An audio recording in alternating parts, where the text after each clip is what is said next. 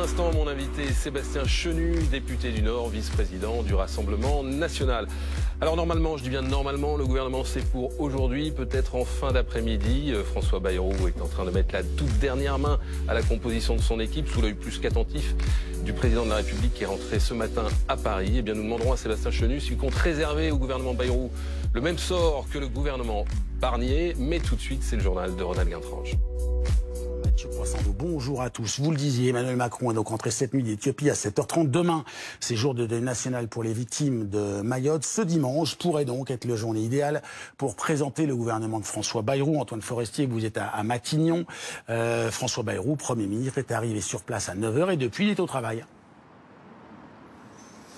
Oui, il a quitté son domicile aux alentours de 8h30. Il est arrivé ici à Matignon et à peine une demi-heure après, déjà une première voiture officielle est arrivée ici, encadrée par des policiers, sans qu'on ait pu vraiment voir à qui était à l'intérieur. Un petit peu plus tard, à pied, Marc Fesneau, le député MoDem, est arrivé, ancien ministre de l'Agriculture, et à l'heure qu'il est, il n'est toujours pas ressorti de Matignon. On sait que François Bayrou avait déjà envoyé une première liste à Emmanuel Macron avant son départ pour Mayotte, liste qui est désormais en train d'être affinée. Il y a un rendez-vous qui est prévu aujourd'hui entre le Premier ministre et le chef de l'État. Là encore, on ignore l'heure. Ils vont décider donc ensemble. En tout cas, il présentera une liste et ils décideront ensemble de la liste du nouveau gouvernement qui, en théorie, devrait donc être présenté aujourd'hui puisque le Premier ministre était engagé à dévoiler cette liste avant Noël. Demain, c'est un jour de deuil national en hommage à Mayotte. On voit donc mal comment les annonces pourraient être faites demain. A priori, donc, ce n'est plus qu'une question d'heure pour connaître ce nouveau gouvernement. Antoine, vous parliez de liste. Est-ce qu'on a une idée, les informations BFM TV évidemment, sur ceux qui vont entrer ou rester au gouvernement ? La volonté de François Bayrou, c'est d'avoir une liste équilibrée avec un tiers de noms de gauche, un tiers du centre, un tiers de personnalités de droite. En ce qui concerne les entrants, pressentis à l'éducation nationale, Elisabeth Borne, l'ancienne première ministre. Xavier Bertrand, on sait qu'il a été consulté, le président du conseil régional des Hauts-de-France. François Rebsamen, côté socialiste, ancien maire de Dijon, devrait lui aussi faire son entrée dans le gouvernement. Patrick Mignola pour le MoDem, son nom circule. Pour les relations avec le Parlement, en ce qui concerne le Quai d'Orsay, ça devrait se décider entre Jean-Noël Barrot, qui est le ministre sortant, et Gérald Darmanin, dont le nom est évoqué pour ce poste. En ce qui concerne les ministres qui pourraient rester au gouvernement, il y a 5 noms. Bruno Retailleau à l'intérieur, Sébastien Lecornu aux armées, Annie Genevard, ça c'est pour l'agriculture, Rachida Dati à la culture et Geneviève Darrieussecq pour la santé. Merci beaucoup Antoine, avec Mathieu Delvalet devant Matignon. Émotion et colère qui se mélangent en Allemagne. Nous sommes 2 jours après l'attaque à la voiture bélier sur le marché de Noël de Magdebourg. Le bilan de 5 morts et de 200 blessés n'a pas évolué depuis hier. La dernière information qui vient de nous parvenir, c'est que le suspect, le conducteur, a été placé en détention provisoire. Laura Cambo, vous êtes l'envoyée spéciale de BFM TV dans cette ville de Magdebourg. Le sentiment des habitants, c'est que tout cela aurait pu être évité.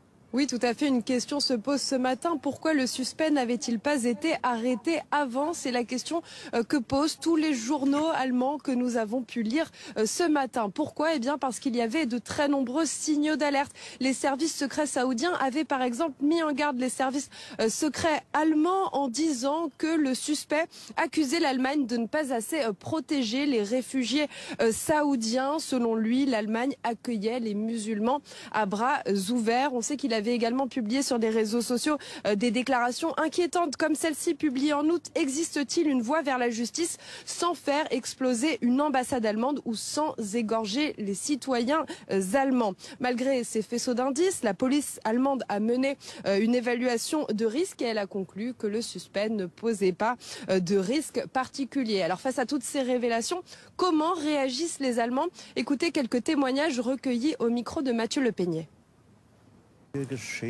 On a fait beaucoup de choses pour éviter ce genre d'événement et ça s'est produit quand même.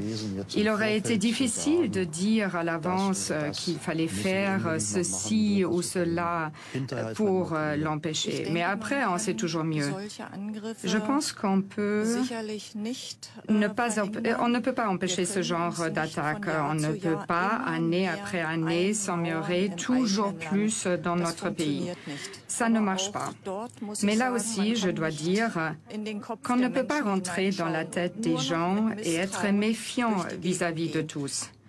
Il faut vraiment être mesuré.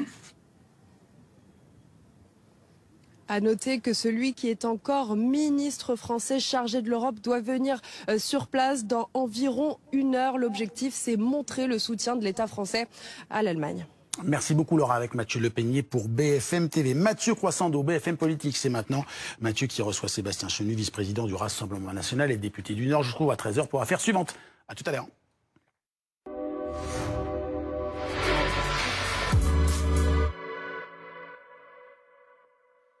Bonjour Sébastien Chenu. Bonjour monsieur. Bonjour, merci d'avoir accepté l'invitation de BFM Politique, votre rendez-vous d'actualité du week-end en partenariat avec La Tribune Dimanche. À mes côtés pour vous interroger Anne-Sora Dubois, du service politique de BFM TV, Ludovic Vigogne, bonjour, du service politique de La Tribune Dimanche. Et puis vous, derrière votre écran, grâce au flashcode qui apparaît, vous scannez avec votre téléphone et puis vous nous envoyez votre question.